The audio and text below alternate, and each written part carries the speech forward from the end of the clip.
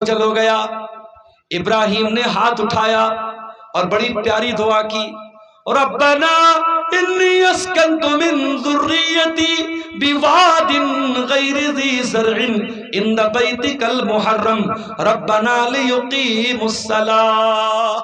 اے اللہ، اپنی بیوی بچے کو تیرے پاک گھر کے پاس چھوڑ کے جا رہا ہوں، اے اللہ تو توفیق دینا کہ وہ یہاں نماز قائم کریں۔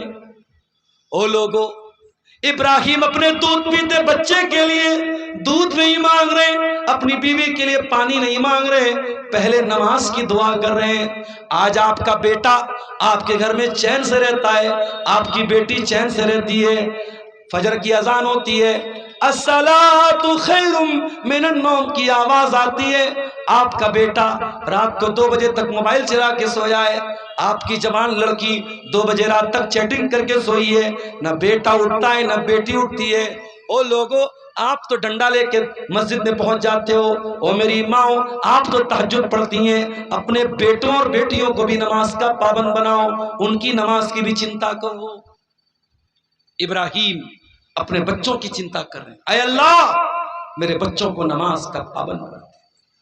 ربنا لیقیموا الصلاۃ فاجعل افئدۃ من الناس تہوی الیہم۔ اے اللہ تو دنیا والوں کے دل میں اس جگہ کی محبت ڈال دے۔ آپ پورنیا کے ایک چھوٹے سے گاؤں میں رہتے ہیں، آپ بہار کے ایک ضلع پورنیا اور پورنیا کے ایک چھوٹے سے گاؤں میں رہتے ہیں، آپ کے پاس زیادہ پیسہ بھی نہیں ہے، زیادہ دھن دولت بھی نہیں ہے، مگر جب آپ نے سنا کہ کوئی حج کرنے گیا، کوئی عمرہ کرنے گیا، آپ کے دل میں تمنا پیدا ہوئی، اے اللہ سب کو تو نے کھانے کعبہ دیکھنے کی اے اللہ توفیق دی، اے اللہ مجھ کو بھی کھانے کعبہ دیکھنے کی توفیق دے دے، اے اللہ ایک بار مجھ کو بھی حرم میں بلا لے، اے اللہ ایک بار مجھ کو بھی حاجی بنا دے۔ میرے پیارے ساتھیوں، انسان غریب ہے، کمزور ہے، مگر وہاں جانے کے لیے تڑپتا ہے، وہاں کی محبت ہر ایمان والے مرد کے دل میں بھی ہے، عورت کے دل میں بھی ہے۔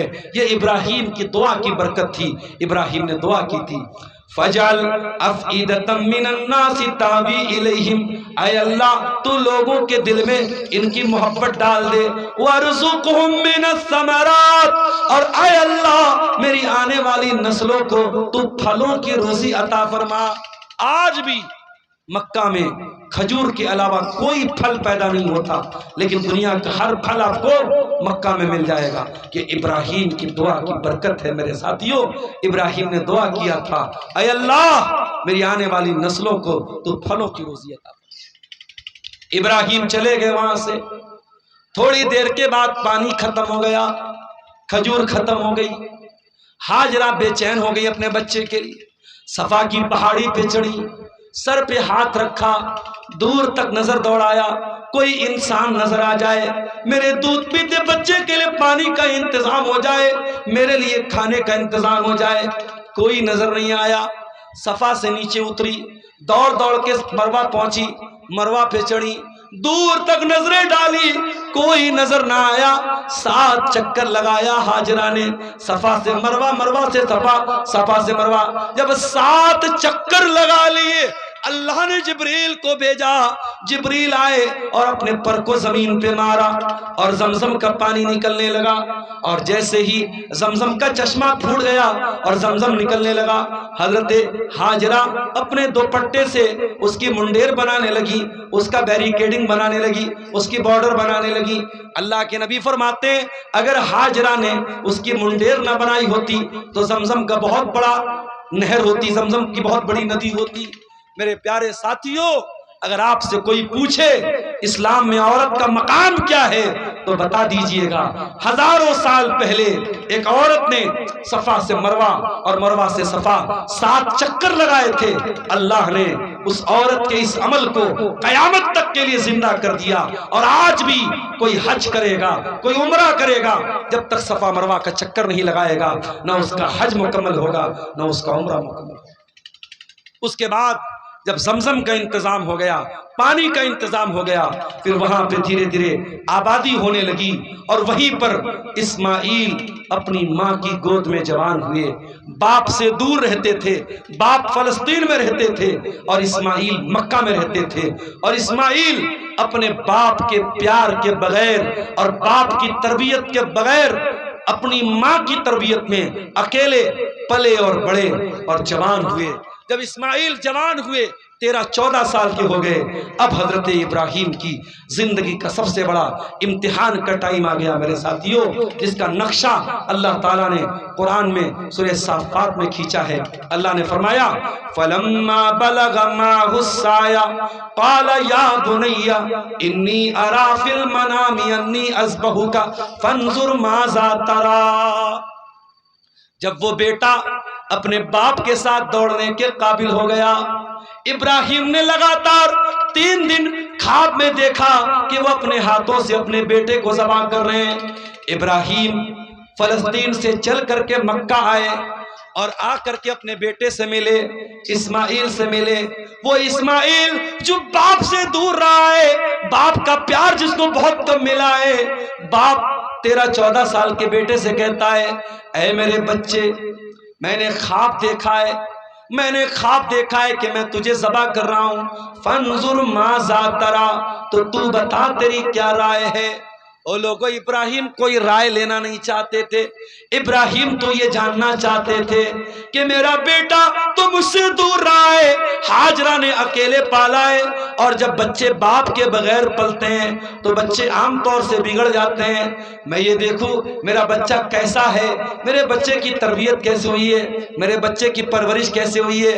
کہا ہے میرے بچے، میں نے خواب میں دیکھا ہے، میں تجھے ذبح کر رہا ہوں، تو بتا تیری کیا رائے ہے۔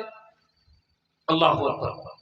آج کا کوئی بیٹا ہوتا کیا جواب دیتا؟ اپنے باپ کو 4 باتیں سنا دیتا کہ ارے آپ تو دور رہے مجھ سے، چھوڑ کے چلے گئے بچپن میں، اور آ کر کے آج مجھے قتل کرنے کی بات کریں، میرا گلا کاٹنے کی بات کریں۔ آج کا بیٹا 4 باتیں اپنے باپ کو سنا دیتا، مگر وہ اسماعیل تھے میرے ساتھ۔ قال یا ابت فعل ما تؤمر ستجدنی ان شاء اللہ من الصابرین۔ کہا ابا جان، آپ کو جو حکم ملا ہے آپ پورا کر ڈالیے، ابا جان آپ کو جو حکم ملا ہے آپ پورا کر ڈالیے، اللہ نے چاہا تو آپ مجھے صبر کرنے والا پائیں گے۔ او لوگو، یہ تربیت کا اثر ہے، یہ ماں کی تربیت کا اثر ہے، یہ ہاجرہ کی تربیت کا اثر ہے۔ آپ اپنے بچوں کو مہنگے سے مہنگے اسکول میں ڈال دیں، مدرسے میں ڈال دیں، لیکن اگر نیک ماں نہیں ہے، اچھی ماں نہیں ہے، آپ کا بچہ کبھی زندگی میں کامیاب نہیں ہوگا۔ بچے کی کامیابی کے پیچھے ماں کا بہت بڑا رول ہے۔ اسی لیے علامہ اقبال کہتے ہیں یہ فیضان نظر تھا یا کہ مکتب کی کرامت تھی، سکھائے کس نے اسماعیل کو آداب فرزندی۔ اسماعیل تیار ہو گئے، کہا ابا جان آپ کو جو حکم ملا ہے آپ پورا کر ڈالیں۔ قرآن کہتا ہے فلما اسلما، دونوں باپ بیٹے اللہ کے حکم کے آگے جھک گئے۔ او لوگو، تم کیا سمجھتے ہو گوشت کھا لینے کا نام، ٹوپی لگا لینے کا نام، کرتا پیجامہ پہن لینے کا نام مسلمان نہیں ہے؟ ارے مسلمان اس کو کہتے ہیں جو اللہ کے ہر حکم کے آگے اپنا سر جھکا دے، جو اللہ تعالیٰ کی ہر آزمائش کے آگے سرنڈر ہو جائے، اللہ کے ہر امتحان پہ کھڑا اترنے کے لیے تیار ہو جائے، مسلمان اس کو کہتے ہیں۔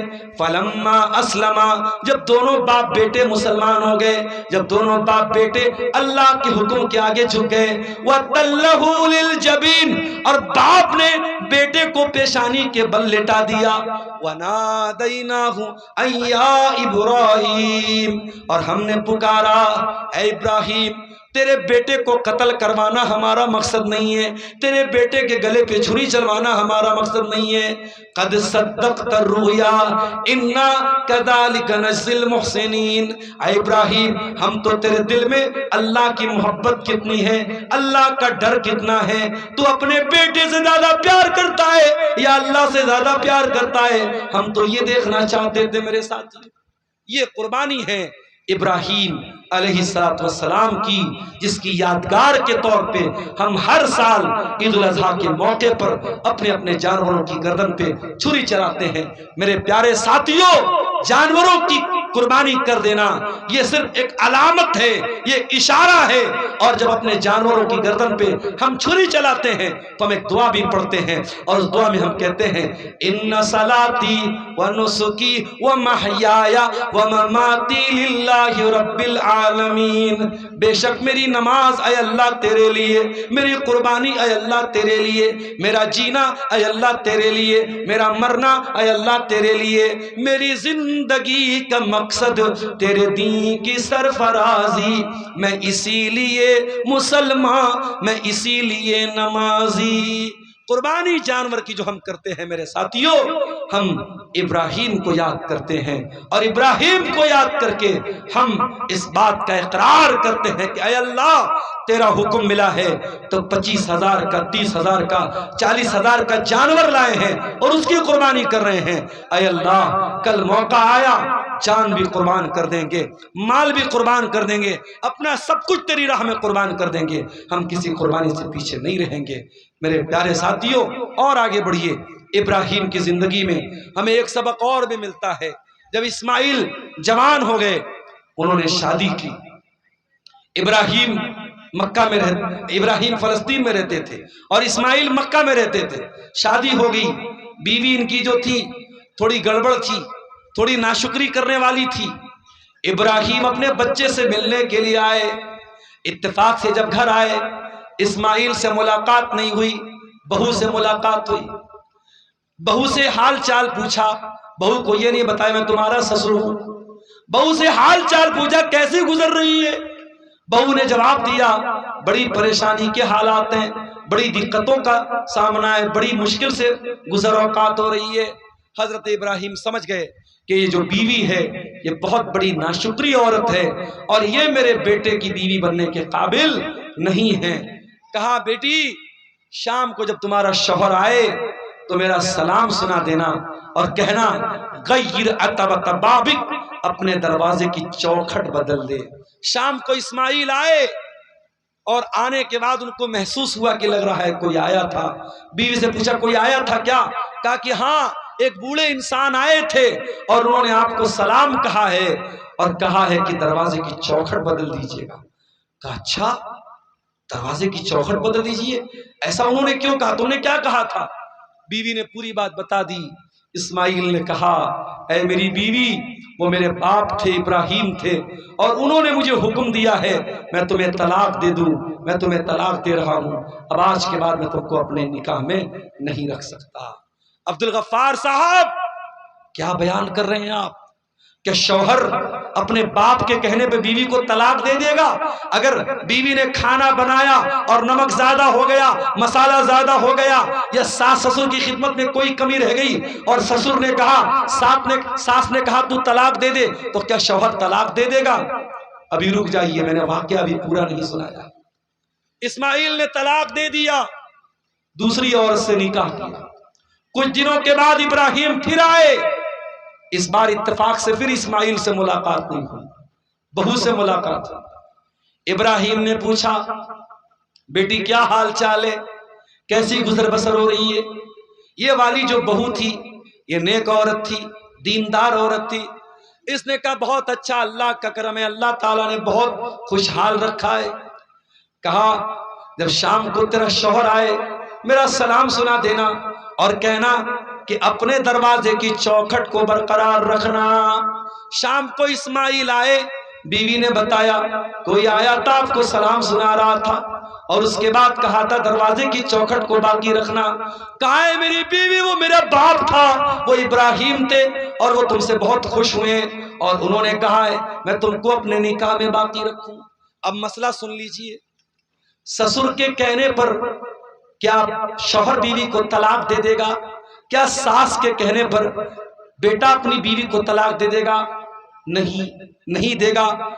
ابراہیم کے کہنے پر اسماعیل نے طلاق دیا تھا کیونکہ ابراہیم نبی تھے۔ اگر ابراہیم جیسا کوئی باپ ہے، دیندار ہے، نیک ہے، سمجھدار ہے اور واقعی میں عورت کے اندر کوئی اتنی بڑی کمی ہے کہ جس کی وجہ سے وہ عورت بیوی کے طور پہ رکھنے کے قابل نہیں ہے، تب بیٹا طلاق دے گا، صرف باپ کے اور ماں کے کہنے پہ طلاق نہیں دے گا۔